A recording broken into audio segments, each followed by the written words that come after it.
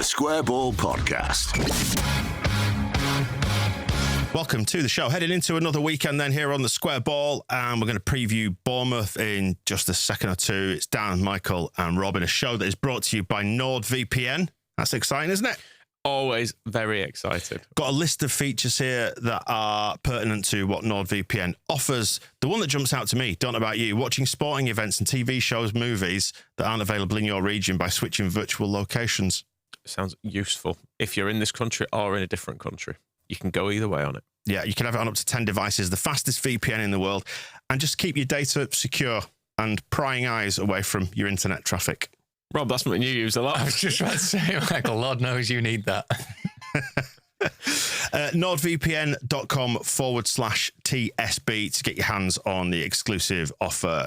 You'll find the link in the episode description box as well. Give me another good reason. 10 devices. I've done that. Oh, it's fast. Done that. I think, what have you left me with? I've left you with NordVPN threat protection feature. It protects you from viruses, malware, and phishing. I was going to say that. Yeah, premium cyber security for the price of a cup of coffee. A cup of coffee, yeah. Yeah, you get the speed, you get it on 10 devices, privacy for you and your data on public Wi-Fi, for example, and your ISP will not throttle your connection. And you can watch things from around the world that you may want to watch or not.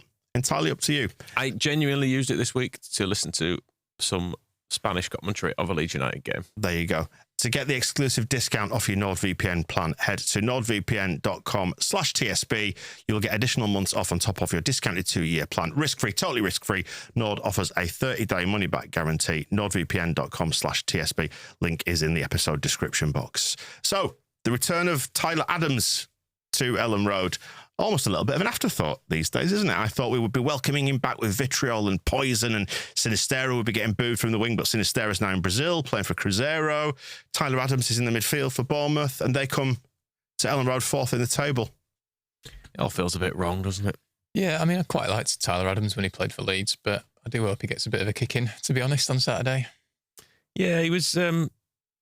It's faded a lot, hasn't it, really, the Tyler Adams thing. I think when that first season down, when we thought he might stay, and then he made it clear he wouldn't stay. But I mean, he was probably our best player in that season. We got relegated. When he was fit. Yeah. Too brittle, though, wasn't he? The coward. Yeah. It was funny looking at that. The last time we played him, I was, the game that meant we got to keep Jesse Marsh for a bit longer. Was that the 4-3? Yay! That was good. But yeah, he was playing for us in that. But the Bournemouth team has basically changed. They've gone a bit premium of Bournemouth since then. Looking back at this, when they've got like some absolute no hopers like Kiefer Moore in the team, you think that was more like it. I don't know what Bournemouth think they're doing selling players to Real Madrid. There should be a bridge between Bournemouth and Real Madrid. Right. It's not on. A couple of Leeds legends on their bench that day. Yes. Joe Rothwell. Yeah, Joe Rothwell. And was Jayden Anthony there as well, yeah. Jack Stacey, a very, very Bournemouth player. I'm guessing he's not still there anymore, but he should be. Right.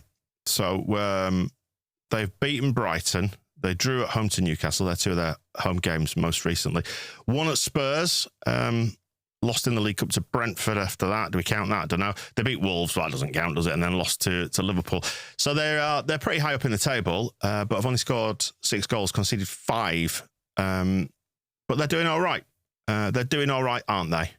They're doing very well, must be said. They are a legitimately good team, aren't they? And they did sell like all of their team over summer as well. Good manager. We should have got him. Yeah, probably after this game that we were referring to. After that Bournemouth game, should have pulled the plug right then and sold him a bit of a better project. So they've conceded the majority of their goals to Arsenal, which, a bit like us. I don't know. It's going to be a tough game, this one. Possibly the toughest home game so far, given that both Everton and Newcastle were slightly under par. You hope that Ellen Road delivers, don't you, on Saturday afternoon, because it's a 3:00 kickoff. It should be fun. It's still hard to know exactly where Bournemouth are, because they did lose a load of players over summer and brought quite a few in as well. And they might still not be very good, or they might be very good. I'm not quite sure, because it's changed so much. The truth's probably somewhere in between. Yeah. So, I don't know. Just with a very good coach in charge. But we'll see, won't we? We'll see. Do we win? I do have a stat, which I don't want to say on record. I think, given the amount of pelters I took for the 8 points in 5 games stat that Opta published the other year when we went down, I think you should be brave, Rob. And I was going to say I'll back you. I'm not going to back you. I'm just going to throw you to the wolves. You can throw me under the bus. Everyone can. It's fine. I don't think Bournemouth have ever won at Ellen Road. Interesting. That stat might be wrong, but I have put it in the new mag, so I'm hoping it's correct. We've not actually played them all that much, have we? No, not a great deal. Throughout history, we've tended to be in different divisions. But even like when we have met, nothing bad's ever happened. So that's all good. But even when we were terrible in the Championship and they were good, we were a bit of a bogey team for them. Yeah, Luke Murphy scored, didn't he? Absolute belter. Yeah, which is also in the magazine. I was in Ken Bates' box for that one. Right, you were putting stickers everywhere. Yes, I was indeed. I was busy vandalising his corporate hospitality. Not vandalising, no. That would be what's the statute of limitations on this? 6 years, we're going to say. It was a long time ago, anyway. Criminal damage they can get you for any time. Is that right? Oh well, never mind. Yeah, I've no real strong opinions on Bournemouth because we seem to have played them so rarely. I was going to say, you're right. I've pulled up, if you go to 11v11.com, you can see your entire for and against record. I think you're right, Rob, by the way. We've only lost them twice in our history, both times down at Dean Court, albeit we've probably only played them 15 times by the looks of it. God, that last game down there was sad, wasn't it? 4-1. Is that the end of Javi Gracia? Yeah, in tears, apparently. Yeah, they just battered us, didn't they? And it was like, yeah, this is all done. Yeah, that was a big way going down here, aren't we? Yeah. Luke Ayling was getting cross. It was, it all fell apart that day. I'm going to pile even more misery on top of your stat, Rob. Every time we've played them at Ellen Road, we've won. We've never drawn at Ellen Road. We've beaten them every time. So that's Dan's stat, everyone. It's not my stat. People complain. That's just what 11v11 says. It's nothing to do with me. It has no bearing on this game whatsoever. I've thrown you that one. Yeah, I mean, we've already addressed the fact that Bournemouth have basically none of the same players as they had that day. I think they might have one or two potentially playing. But even like Lewis Cook doesn't get in their team anymore, does he? No. Because they've moved on. Or he's injured, which is also quite likely with Lewis Cook. It will be interesting to see how Ellen Road reacts to their style of play. Cause what is it? Well, Iraiola's a Bielsa guy, isn't he? So we see a lot of energy, which is kind of what some Leeds fans want to see. Albeit we have kind of had that this season, certainly with our midfield being a bit more workmanlike and kind of up and at them. But then I think back to that Brighton game towards the end of our relegation season when they were very sort of unique tactically and Leeds actually just backed off them, which was probably the right thing to do, but you could tell the whole Ellen Road crowd was like, no, just fucking get at him, and getting really annoyed. But I suppose Bournemouth's style would probably lend itself to being a bit more exciting actually as a game, I think. Maybe. It'd be interesting to see though if we can get them into the battle. As I said, like I think our best chance this season is to be that bit more attritional and to turn things into a midfield scrap rather than allowing teams to play, which they're probably going to want to try and do. So I said before about them conceding all the goals to Arsenal. I meant Liverpool. So the 6 goals in that opening game of the season, 4 to Liverpool, 2 to Bournemouth. After that, it's 1-0 against Wolves. It's 1-0. They win at Spurs. They beat Brighton 2-1 at home. Then it's 0-0 against Newcastle. So not necessarily free scoring affairs apart from that initial Liverpool game, which has kind of skewed the numbers somewhat. Like in the same way that the Arsenal game did with us. I did watch that opening game and I was like, God, these two are both loads better than us. Yeah, was what I took from it. But I've not seen us at that stage, so maybe we can make it a battle. With that in mind, I mean, Tanaka is presumably going to be fitter than last week, but do you think we just leave everything the same? Yeah, Longstaff's been good, hasn't he, to be fair. And Tanaka does kind of make a bit of sense on the bench. Like if you do need to change things, he does have a bit of class about him to bring him on. Whereas the other way around, it wouldn't be that inspiring, would it, if you were going for a goal and it's like, right, let's bring Sean Longstaff on.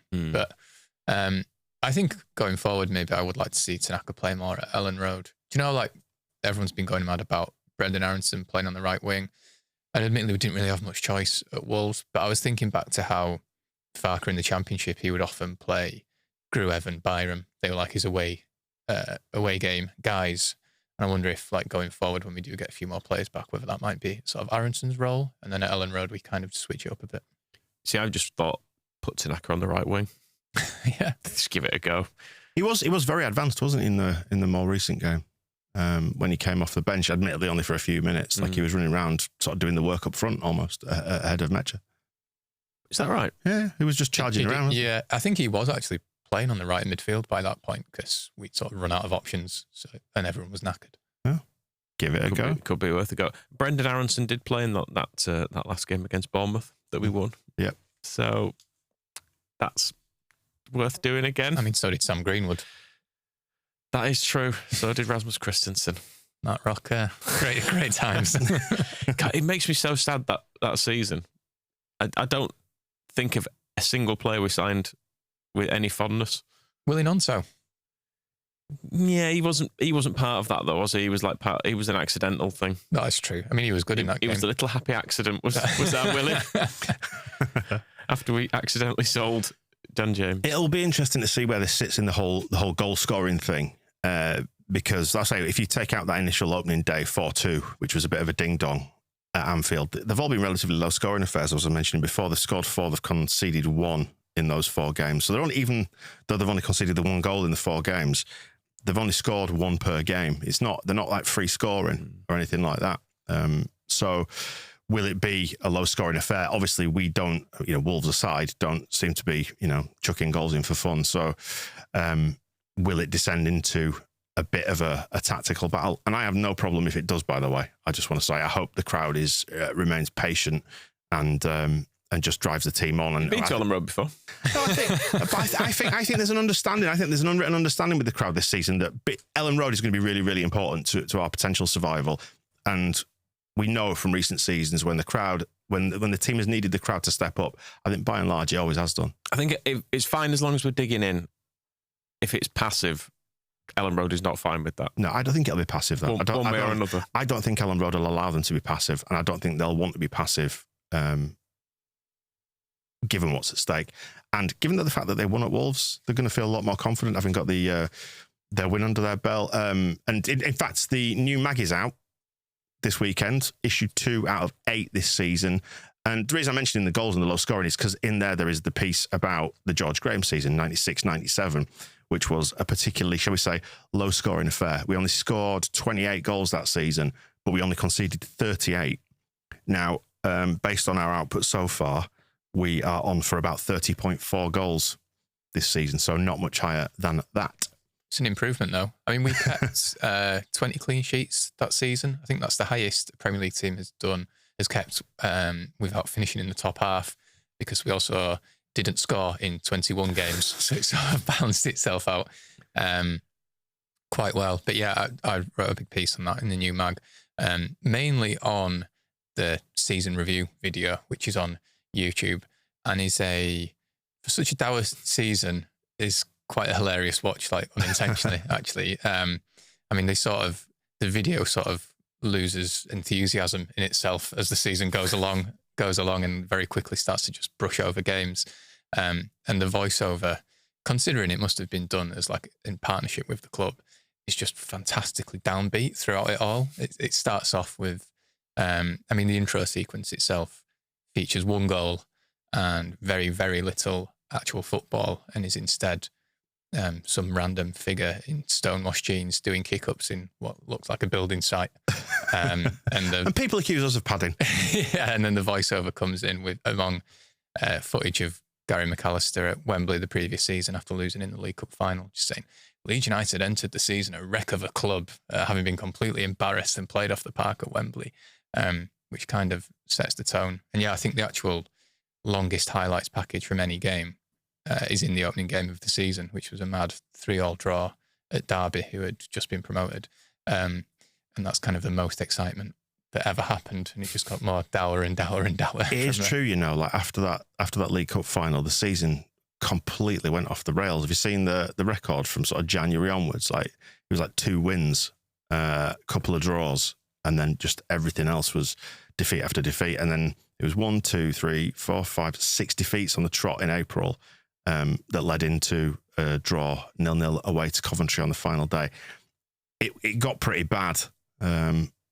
In there, a couple of thumpings, one at Chelsea, also lost 5-0 at Liverpool in January. So I think this was, it was late stage Wilco, wasn't it? And I think there was a sense at the start of that season, I mean, you'll remember it, Michael, that George Graham came in and it was a case of it was stopping the bleeding because we drew 3-3 against Derby. That was Wilco, wasn't it? It was still there at this point.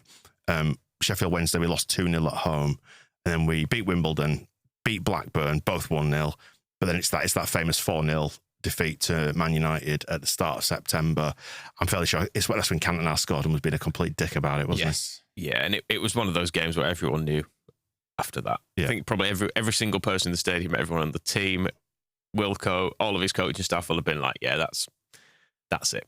Yeah. We're all done now. Let's see what's next. Which is mad, really, because it's only the second defeat of the season. And everyone's like, no, we've all had enough. Change it. It's interesting, just with Wolves kind of just in the rearview mirror as well, about the momentum of one season into another, because they had the bit where they got the new manager bounce last year, but then they actually finished the season not very well. I think they won towards the end of last season. And then from listening to their fans, they were saying they didn't win any pre-season games. They've not won any games this season. So their actual last win of any kind was, well, it was last night, apart from the cup. But their last league win of any kind was like April. And you do start thinking, yeah, there's a bit of a pattern here. Yeah. And it felt like that. Truthfully, Wilco they should probably have just got rid of him in the summer, shouldn't they? If they were not going to give him longer than the start of September.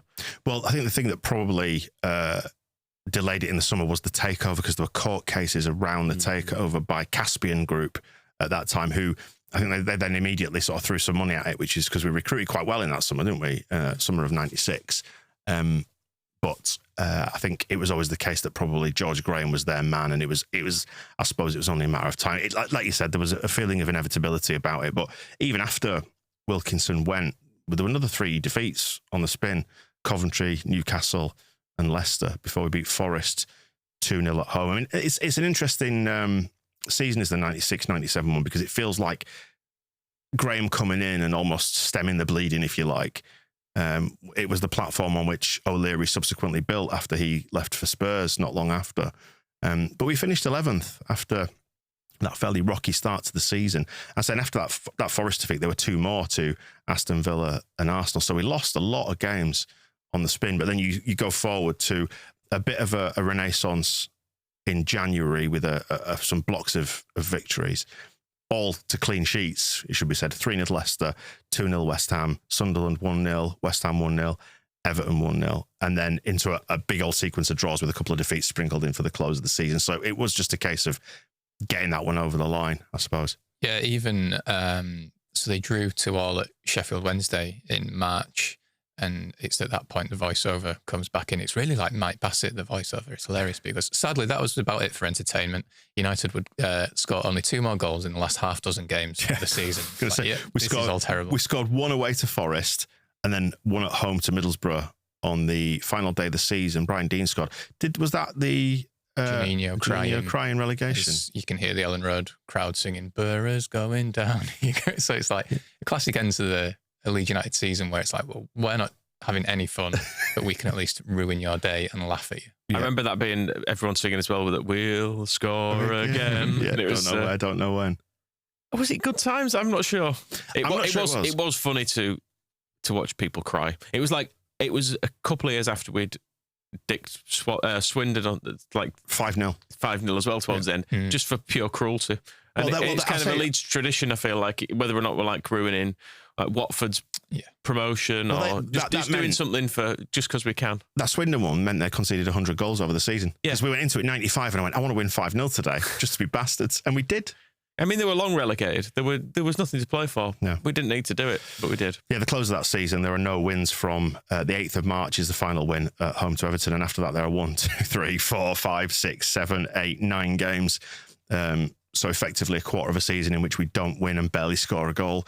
It's quite a hard sell, isn't it, doing an end of season video for that? Well, they really, go through the dregs to fill 90 minutes of the video. It's like there's so many like slow-mo replays of this like Lee Bowyer just harmlessly heading a ball like 8 yards wide, and that gets like 3 replays.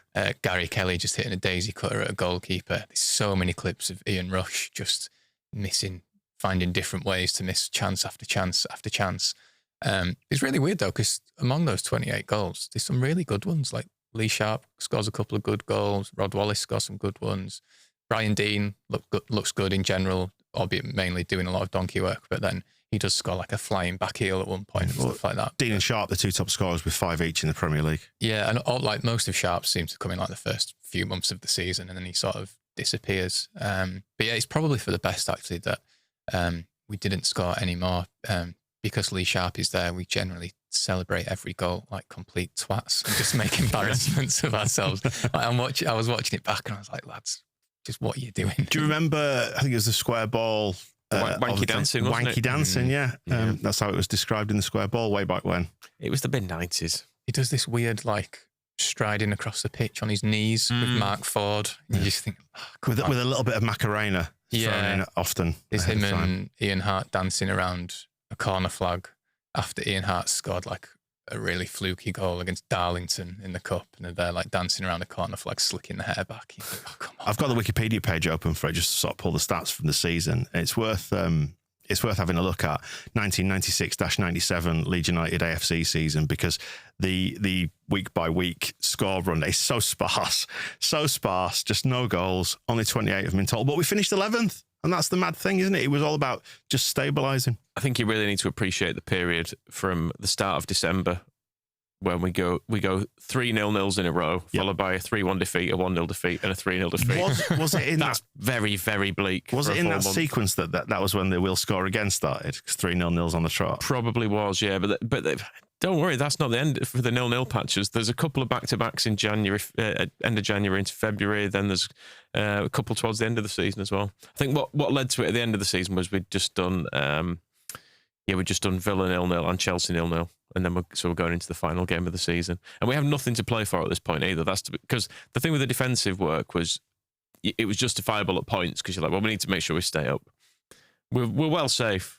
But now we're still just 0-0. Playing 6 at the back. Still 0-0. But you mentioned Mark Ford there. Like, people like him getting a number of games, like not a good footballer, really. No. Just defensive, though. Like, and that's why, like Mark Jackson, who I think had he been a centre-back for the youth team, but then Wilco used to play him, George Graham used to play him in midfield because he couldn't get enough defenders in a team. There's a game towards the end of the season where I counted 7 defenders in the first 11, I think. And I think that's like Carlton Palmer in midfield as well. Who I'm fairly sure there was a time when like Gunnar Haller was playing on the right wing. Yeah, it was like Haller and Kelly, and then you had like Lucas would play midfield sometimes. And yeah, it was.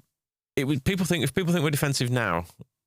It's unbelievable the way we went about this season. It's really interesting looking at like particularly the post-Christmas home attendances where we beat Leicester under 30,000 there. Derby, 27.5. Arsenal picks up because it's a big game, 35.5. West Ham, 30.5. Everton, 32. But then Southampton at home on the 12th of March, which presumably that's going to be a midweek game. 26,000 people there. People really were disinterested because there was nothing to turn up and watch. Yeah, Blackburn, 27. And then Villa, just under 27. And then the final home game of the season, because I think there was something on the line, particularly for Middlesbrough, there's like 38,500 there. So all you need is just a little bit of interest to get the crowd reignited again. And people always like turn up for the last game of the season as well, don't they? But yeah, that was the Premier League in this era, though. Most teams didn't sell out. Scum and Arsenal used to sell out all the time. I think Liverpool did as well. But a lot of other grounds had empty seats in them. It was just not such a big thing. And then they made it more expensive, and people wanted to go more. Yeah. I don't know how these things work. It's very confusing. I mean, people were just going to watch Nigel Martin, really, who was brilliant. We'd made him the most expensive goalkeeper in Britain the previous summer. And yeah, he was, I think, Fans Player of the Year by the end of the season. And just absolutely brilliant. There is a very, very bizarre interview with John Burridge, the goalkeeping coach at the time, who has even more bizarre sideburns, where he's talking at length about Nigel Martin having small feet and having a great spring and a great physique. And then he sort of has a dramatic pause and he goes, yeah, it's a real privilege to work with him because he reminds me of myself. Like, right, John Burridge was a character. I don't mean a character in the C word sense of the word. He was wild, wasn't he? He was still, I remember him playing like for teams, because it was one of those things that I've just looked at his wiki there. It'll have been when That's ridiculous. It'll have been when he signed for Man City, 94-95. He plays 4 games for them in 94-95, having started his career in 1969. Jesus Christ! Just looking at it now, yeah. So he had longevity. He was still signing for Blythe Spartans in 1997. Yeah, he used to do like somersaults in the warm up. Yeah, and I think he was like teetotal in like the 60s and 70s, which was quite remarkable at the time. And he was actually trying to figure out like sports science on his own and like diet. So he was like seen as this complete weirdo for like not eating steak and having 3 pints before a game. Yeah, his biggest single set of appearances was for Blackpool, 1971 to 75, and then he's still playing. 20 years on, Yeah, still going.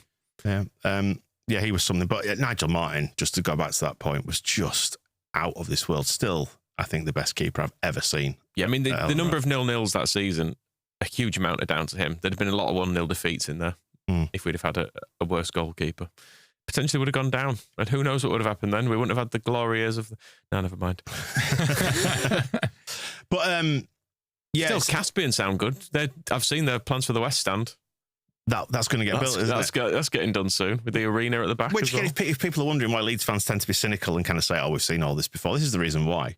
Because for 30 years we've had plans dangled in front of us, and that one had an arena attached to it, didn't it? Oh, I mean, it looked absolutely shit when you look back at the pictures of it, but still, yeah, probably better than what's there now. Yes, but not for much longer, maybe. But not for much longer. So hopefully this season we can outscore that one. But you know, it's all right if we stay up. Staying up's fine. Yeah, I think that's the thing. Staying up did feel okay that year, but I still remember people being a bit miserable about it. It's mad that it's 5 years on from being champions of England. That's the thing. I mean, we'd been in a cup final the year before. We'd had. I wrote about it for the intro for the latest mag, actually, of having a go from basically a year before seeing Tony Yeboah do the best things I'd ever seen. And then you're watching this. You're watching Mark Haitley and Ian Rush, and you're just like, how's this happened? And Yeboah throw his shirt on the floor at White Hart Lane, never to be seen again. Is this what my life's turned into? Is this what it's going to be from now on? Well, did I have my nice bit? but it's an interesting thing. Like, we finished on 46 points there, 6 points clear of relegation. The highest placed relegated team was Sunderland with 40. They won 10 games that season, as did Middlesbrough, who were beneath them, who we relegated on the final day. So the 10 games didn't necessarily keep you up there. There was a lot of mediocrity in that entire bottom half of the division. So to have only done it by 6 points, of which 3 of which came on the final day, it wasn't cut and dry by any means, was it? No, I guess maybe I should have cut some slack for grinding the 0-0s right to the death. Maybe it was needed. So you can get hold of issue 2 of the mag online, thesquareball.net. It will be on sale at Ellen Road at the weekend. Not you, Michael. You're in hospital having your head drilled into or something. It's not my head, my spine. It's all attached. Yeah, I'm having a bit of disc trimmed off at my back. Yeah, good luck with that. That's how I understand they do it. Right. Put a little hole in, then they go in and with the Swiss Army, just chop the lumpy bit off, and then I'm all fighting fit for the next week. I hope think they use the right little saw for the choppy bit of bone off. I'm going to wake up with a foot missing or something, aren't I? It's going to be one of these mishaps. You'll do anything to get out of selling the mag, won't you? Need a day off, Rob. Need a day off. Yeah, so you'll be out of action for at least a few days. Weeks, not months? Probably a couple of weeks. I think I'm going to miss the Spurs game too, which is a bit upsetting. I missed the other Spurs game too, where we got relegated. Did you miss the one where Bielsa got sacked as well? Yeah, you did, because you had COVID. I did. I had COVID, and then I missed the last Spurs game with a bad back. Not the last Spurs game. Or was it? It will have been, won't it? Yeah. Missed that with a bad back, but this time it's getting all fixed. All nice and fixed. So maybe a good story out there if you can get back into the stadium for the Spurs game. The fixture just in time. But I mean, and I know we're not often very sincere on here, but hopefully it all goes smoothly. I mean, let's hope so. Yeah, it's for the best, isn't it? Yeah, so issue 2 of the mag will be on sale down at Ellen Road, along with a bunch of merch. If you want to get hold of it, all that stuff is on the website as well at thesquareball.net, and we'll chat more afterwards. We've got some West Stand action coming. After all that, at the start of next week, we'll analyse the game, see how it went. Before we sign off, a couple of things that we missed in the news roundup this week. Bamford going to Getafe. Good luck to him. Yep. I'm pleased with that move for him. It's decent. It'd be nice to see him in La Liga. Their manager is a bit mad, I think, and makes him train for like 4 hours at a time. So good luck, Pat. He'll fit right in. And the other it's one an interesting move, though, is that. I just like it. I like when you get a move where you go, oh, I would not have pictured that at all. Yeah, because I know we see, like, we've had a few English players go to Germany, but English players making the move to Spain, there's not a huge amount, is there? And it still feels like a relatively big-ish step for somebody, particularly in that, with the best will in the world, Bamford is not, he's not in the peak of his career anymore, but it seems like a really interesting opportunity for him to go and do. And he's got a young family as well, so it involves, some fairly big decisions to uproot and maybe go spend a year or two out in Spain, and then I suppose you can come back and send the kids to school and all that. I mean, Getafe, it's Madrid, isn't it, basically? Just outside, yeah. Getafe. So, yeah, good luck to him. Yeah, all the best. And nice one to Angus as well. We were mentioning my propaganda this week. Everton settled their claim that we had put in for their financial shenanigans. Basically, we'd started a court case, hadn't we? Because they had finished above us in the Premier League when they were cheating. And we started a court case that's been settled. I think Burnley's court case with them is ongoing. Because Burnley actually went down. I was going to say we stayed up, didn't we? We survived, so it's basically just merit payment based, isn't it? So presumably they've paid us some money to make this go away.